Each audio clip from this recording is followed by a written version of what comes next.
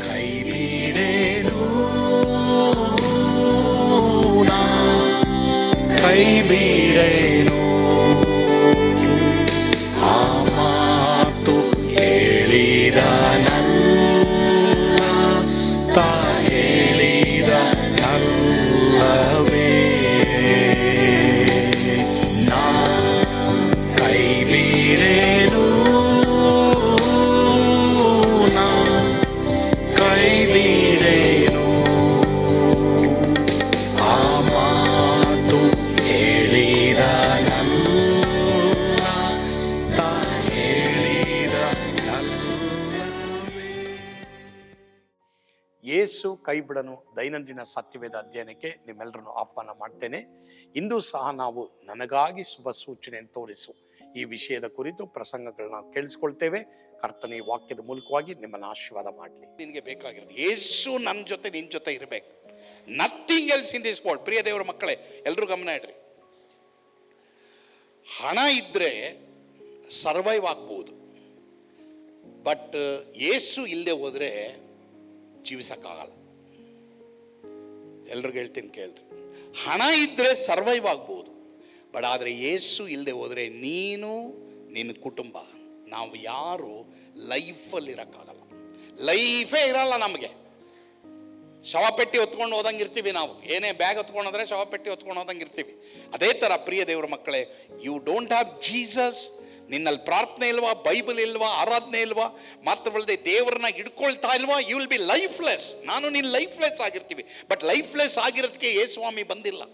ಯೇಸುಸ್ವಾಮಿ ಬಂದಿರೋದೇ ನನಗೆ ನಿನಗೆ ಲೈಫ್ ಕೊಡಕ್ಕೆ. ಒಂದು ವೇಳೆ ಯಾರಾದರೂ ಇವತ್ತು ಇಲ್ಲಿದ್ದೀರಾ ಪ್ರಿಯ ದೇವರ ಮಕ್ಕಳೇ, ನಿಮ್ಮ ಜೀವಮಾನದಲ್ಲಿ ನನಗೆ ಲೈಫೇ ಇಲ್ಲ, ನಾನು ಸತ್ತವನಂತಿದ್ದೀನಿ, ನನ್ನ ಜೀವಮಾನ ಹಾಳಾಗಿದೆ, ಫಸ್ಟ್ ರಿಪೆಂಟ್ ಅಬೌಟ್ ಯುವರ್ ಸಿನ್. ನಿನ್ನ ಪಾಪಗಳ ಬಗ್ಗೆ ನಾನು ನಿನ್ನ ಪಶ್ಚಾತ್ತಾಪ ಪಡುವುದಾದರೆ ಇಮ್ಮಿಡಿಯೇಟ್ ಆಗಿ ಯೇಸುಸ್ವಾಮಿ ನಿನ್ನ ಪಾಪಗಳು ಎಷ್ಟು ಕಡುಪು ಕೆಂಪಾಗಿದ್ರು ನಿನ್ನನ್ನು ಹಿಮದಂತೆ ಬಿಳುಪು ಮಾಡಿ ನಿನ್ನೊಂದಿಗೆ ಅವರು ಇರ್ತಾರೆ. ಮಗನೇ, ನಿನ್ನ ಜೊತೆ ಯಾರಿದ್ದಾರೋ ಯಾರಿಲ್ವೋ, ಡೋಂಟ್ ವರಿ, ನಾನು ನಿನ್ನ ಸಂಗಡ ಇದ್ದೀನಿ, ನಾನು ನಿನ್ನ ಸಂಗಡ ಇದ್ದೀನಿ. ಅದೇ ಗುರುತು ದೇವರ ಮಕ್ಕಳಿಗೆ. ಇನ್ನು ಬೇರೆ ಯಾವ ಗುರುತು ನಾವು ದೇವರನ್ನ ಕೇಳಬೇಕಾದ ಅವಶ್ಯಕತೆನೇ ಇಲ್ಲ. Because this is new covenant church. ನಾವು ಹೊಸ ಒಡಂಬಡಿಕೆಯ ಸಭೆ ಆಗಿರೋದ್ರಿಂದ ಅವರೇ ನಮ್ಮ ಜೊತೆ ಇರ್ತಾರೆ. ಸರಿ, ಎರಡನೇ ವ್ಯಕ್ತಿ, ಗುರುತನ್ನು ಕೇಳಿದಂಥ ಎರಡನೇ ವ್ಯಕ್ತಿ, ವೇರ್ ಆರ್ ವಿ ಪ್ಲೀಸ್? ಗಿಡಿಯೋನ ಒಂದಿನ ಏನು ಮಾಡ್ತಾ ಇರ್ತಾನೆ, ವೈರಿಗಳಿಗೆ ಭಯಪಟ್ಟು ಗುಹೆಯಲ್ಲಿರ್ತಾನೆ. ಗುಹೆಯಲ್ಲಿ ಬಚ್ಚಿಟ್ಕೊಂಡಿರ್ತಾನೆ. ಯಾರ್ಯಾರು ಇವತ್ತು ಭಯ ಪಡ್ತಾ ಇದ್ದೀರಾ? ಎಷ್ಟೋ ಜನ ಗುಹೆಯಲ್ಲಿ ಬಚ್ಚಿಟ್ಕೊಂಡಿದ್ದೀರಾ. ಬಟ್ ಗುಹೆಯಲ್ಲಿ ಬಚ್ಚಿಟ್ಕೊಂಡಿದ್ರು ಸಹ ಅವನೇನು ಮಾಡ್ತಾ ಇದ್ದ, ಗೋಧಿಯನ್ನು ಬಡಿತಾ ಇದ್ದ. ಗೋಧಿಯನ್ನು ಬಡಿಯೋದಂತ ಅರ್ಥ ಏನು? ನಮಗೆ ಬೈಬಲ್ ಓದೋದು, ಪ್ರಾರ್ಥನೆ ಮಾಡೋದು, ಆರಾಧನೆ ಮಾಡೋದು, ದೇವರೊಂದಿಗೆ ರಿಲೇಷನ್ಶಿಪ್ ಆಗಿರೋದೆ. ಇವತ್ತು ಎಷ್ಟೋ ಜನ ಗುಹೆಯಲ್ಲಿದ್ದೀರಾ, ಆದರೆ ಬೈಬಲ್ ಓದೋದು ಬಿಟ್ಟಿದ್ದೀರಾ, ಪ್ರಾರ್ಥನೆ ಮಾಡೋದು ಬಿಟ್ಟಿದ್ದೀರಾ, ದೇವರೊಂದಿಗೆ ಅನ್ಯೋನ್ಯತೆ ಇಲ್ಲ. ಎಷ್ಟೋ ಫ್ಯಾಮಿಲಿಗಳು ಆ ಥರ ಇದ್ದೀರಾ. ಎಷ್ಟೋ ಫ್ಯಾಮಿಲಿಗಳು ನಿಮ್ಗೆ ಒಳ್ಳೆ ಕೆಲಸ ಇದೆ, ಸಂಪಾದನೆ ಮಾಡ್ತಾ ಇದ್ದೀರಾ, ಎಲ್ಲ ಮಾಡ್ತಾ ಇದ್ದೀರಾ, ಬಟ್ ಗಂಡ ಹೆಂಡತಿ ಮಕ್ಕಳು ನೀವು ಕುಳಿತುಕೊಂಡು ನೀವು ಪ್ರಾರ್ಥನೆ ಮಾಡ್ತಾ ಇಲ್ಲ, ಬೈಬಲ್ ಓದ್ತಾ ಇಲ್ಲ, ಆರಾಧನೆ ಮಾಡ್ತಾ ಇಲ್ಲ. There for you don't have life. ಅದರಿಂದ ಈ ಫ್ಯಾಮಿಲಿ ಒಂದು ಆಲ್ಟರ್ನ ಕಟ್ಟಬೇಕು ಅನ್ನಂಥ ಒಂದು ದರ್ಶನ ದೇವರು ನನಗೆ ಕೊಟ್ಟರು. ಎಷ್ಟೋ ಜನ ಬಿದ್ದು ಹೋಗಿದ್ದೀರಾ. ಎಷ್ಟೋ ಮಕ್ಕಳು, ದೊಡ್ಡವರು, ಚಿಕ್ಕವರು ಏನು ಮಾಡಿದ್ದೀರಾ? ಬಿದ್ದು ಹೋಗಿದ್ದೀರಾ. ಗಿದ್ಯೋನನ ಹಾಗೆ ಭಯ ಪಡ್ತಾ ಇದ್ದೀರಾ, ಅನೇಕ ಕಾರ್ಯಗಳಿಗೆ ಭಯ ಪಡ್ತಾ ಇದ್ದೀರಾ. ಆದರೆ ಗಿದ್ಯೋನನಿಗಿದ್ದಂಥ ಇನ್ನೊಂದೇನೆಂದರೆ, ಎಷ್ಟೋ ಮಕ್ಕಳು ಬೈಬಲ್ ಓದ್ತಾ ಇಲ್ಲ, ಎಷ್ಟೋ ಮಕ್ಕಳು, ಯಮನಸ್ಥ ಮಕ್ಕಳು ಪ್ರಾರ್ಥನೆ ಮಾಡ್ತಾ ಇಲ್ಲ, ಆರಾಧನೆ ಮಾಡ್ತಾ ಇಲ್ಲ. ನಿಮ್ಮ ತಂದೆ ತಾಯಿಗಳು ಕೆಲವು ಸಲ ನಿಮಗೆ ಹೇಳ್ತಾ ಇದ್ದಾರೆ, ಮಕ್ಕಳೇ ಬೈಬಲ್ ಓದು, ಪ್ರಾರ್ಥನೆ ಮಾಡಿ, ಕೇಳ್ರಿ, ದಯವಿಟ್ಟು ಕೇಳ್ರಿ. ಪ್ರಿಯ ದೇವರ ಮಕ್ಕಳೇ, ನಿಮಗೆ ಹಿರಿಯರು ಇರೋದು ಎಷ್ಟು ಒಂದು ಭಾಗ್ಯ ಗೊತ್ತಾ? ದೇವರಲ್ಲಿ ನಡೆಸುವಂತ ಹಿರಿಯರು ನಿಮ್ಮ ಜೀವಮಾನದಲ್ಲಿ ಇರೋದು, ದಯವಿಟ್ಟು ಅದನ್ನ ನೆಗ್ಲೆಕ್ಟ್ ಮಾಡಬೇಡಿ, ತಾತ್ಸಾರ ಮಾಡಬೇಡ್ರಿ. ನಿಮ್ಮ ಜೀವಮಾನದಲ್ಲಿ ಅದು ಬಹಳ ಪ್ರಾಮುಖ್ಯ. ನನಗೊಬ್ರು ಹೇಳ್ತಾ ಇದ್ರು, ಅವರು 50 ವಯಸ್ಸು 60 ವಯಸ್ಸಿಗೇನೋ ದೇವ್ರು ನಂಬುದ್ರಂತ. ಅವರು ದೇವ್ರು ನಂಬಿ ಇವಾಗ ದೇವ್ರಿಗಾಗಿ ಬಲವಾದ ರೀತಿಯಲ್ಲಿ ಜೀವಿಸ್ತಾ ಇದ್ರು. ಅವರು ರಿಗ್ರೆಟ್ ಮಾಡ್ತಾರೆ, ಭಾಳ ಬೇಜಾರು ಪಡ್ತಾ ಇದ್ದಾರೆ. ಏನಕ್ಕಂದ್ರೆ, ಅಯ್ಯೋ, ನನಗೆ ಆವಾಗ ಯಾರಾದರೂ ಒಂದು 20 ವಯಸ್ಸಿಗೆ ಹೇಳ್ಬಿಟ್ಟಿದ್ರೆ ಎಷ್ಟು ನಾನು ಫೈರ್ ಆಗಿರ್ತಾ ಇದ್ದನೋ ಗೊತ್ತಿಲ್ಲ.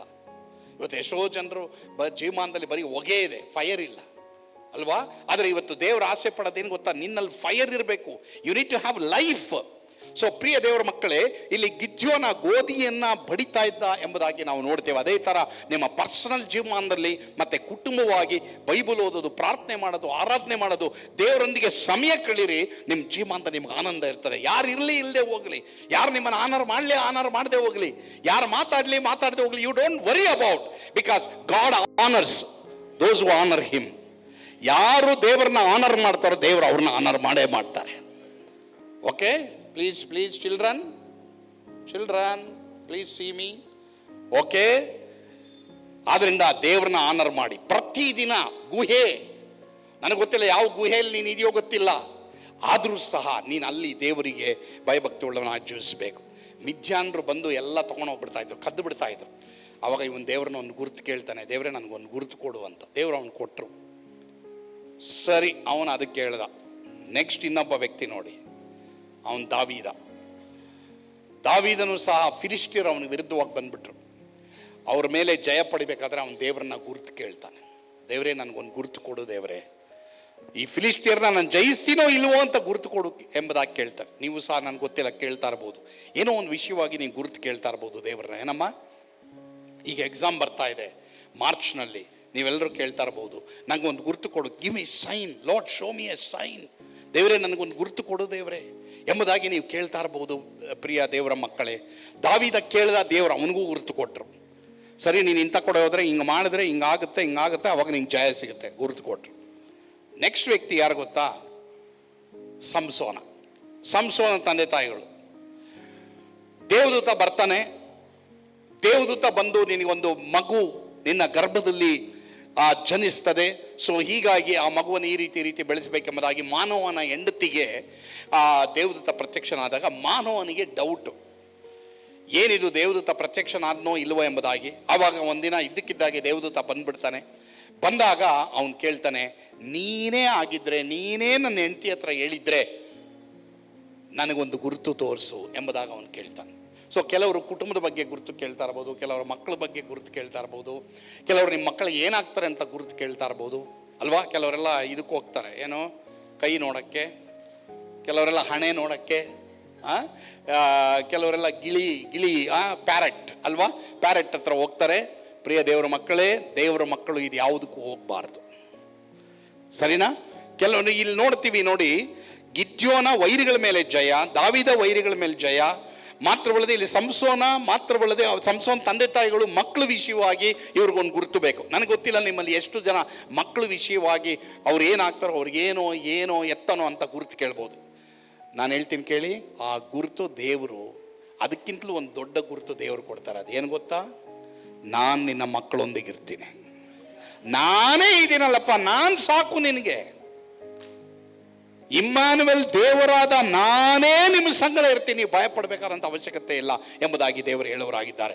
ಸೊ ಗಿದ್ಯೋನನ ಹಾಗೆ, ದಾವೀದನ ಹಾಗೆ, ಸಂಸೋನನ ಹಾಗೆ ನೀವು ಗುರುತು ಕೇಳ್ತಾ ಇರೋದಾದ್ರೆ ನಿಮ್ಗೆ ಅದಕ್ಕಿಂತ ಒಂದು ದೊಡ್ಡ ಗುರುತು ಕೊಡ್ತಾ ಇದ್ದಾರೆ. ಅದೇನೆಂದ್ರೆ, ನಾನೇ ನಿಮ್ಮ ಸಂಗಡ ಇರ್ತೀನಿ.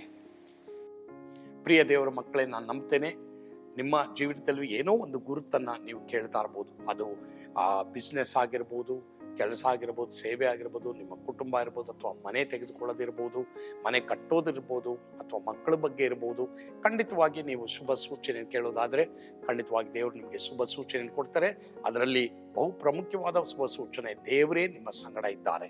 ಇದನ್ನು ನೆನ್ಪಿಟ್ಕೊಳ್ಳಿ. ಈಗ ಪ್ರಾರ್ಥನೆ ಮಾಡೋಣ.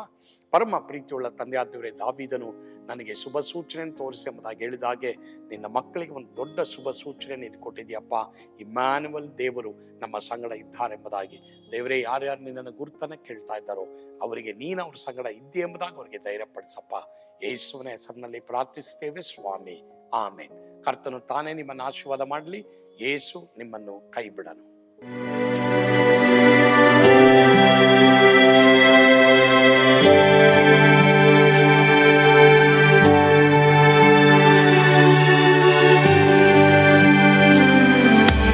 ನಾನು ಪಾತ್ರದಲ್ಲಿ ಇರುವಾಗಲೂ ನೀನು ಪಾಯಪಾಟು ಓಡಬಾರದು.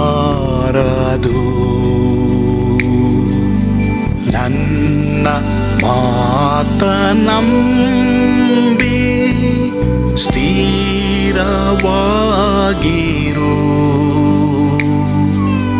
ನಿನ್ನ ಬಿಡಲಾರೆ, ಬಿಡೆನು ಎಂದೆಂದಿಗೂ.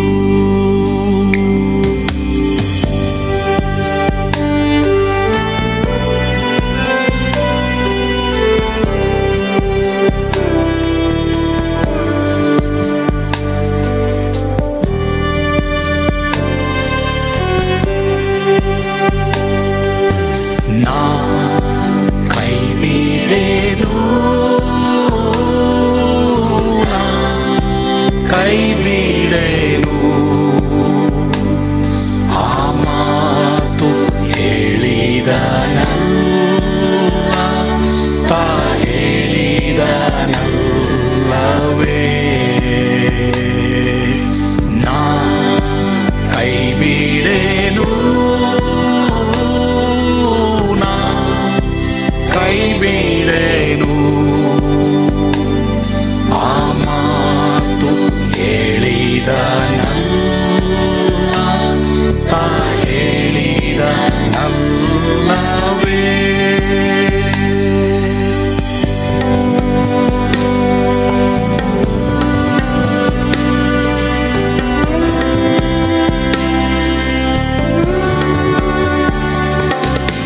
ಸುತ್ತಲೂ ಹೂಗಳು ಬಾಡಿ ಹೋದರು, ಮೇಲೆ ಸ್ವರ್ಗದೋಳು ಬಾದಲಾಗದು.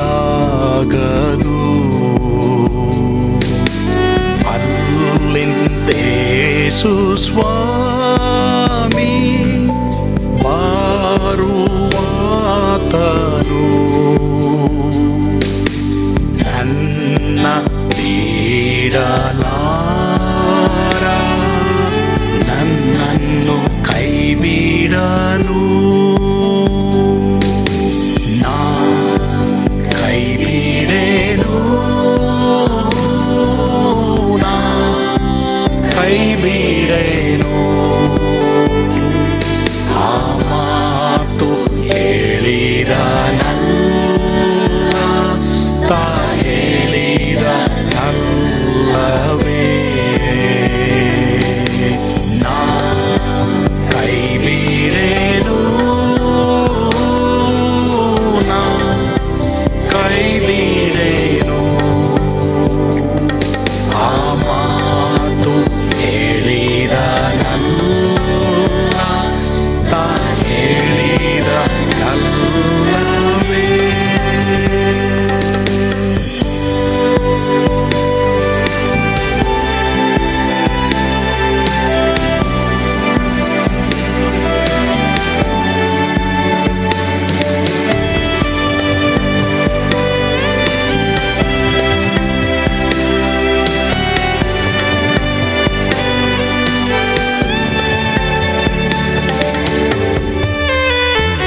ಮುಂದೆ ಬಾವು ಕಷ್ಟ ಬಾರುತ್ತಿದ್ದರು, ಬಾಯ ಪಾಡಲಾರೆ, ಸ್ವಾಮಿ ಇದ್ದಾನೆ. ಬಾಲವಾಗಿ ನಿಂತು ಹರ್ಷಗೊಳ್ಳುವೆ, ಸ್ವಾಮಿ ಬಿಡಲಾರ, ಸ್ವಾಮಿ ನನ್ನ ಕೈ ಬಿಡಲು. ನಾ ಕೈ ಬಿಡೆನು,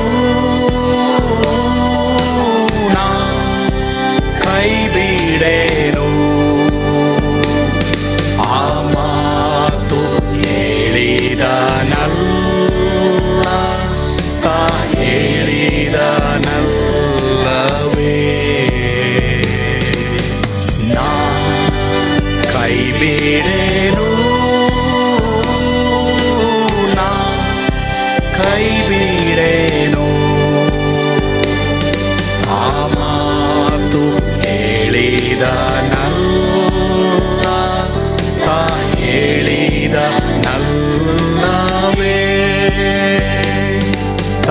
ಕೇಳಿದ ನಲ್ಲ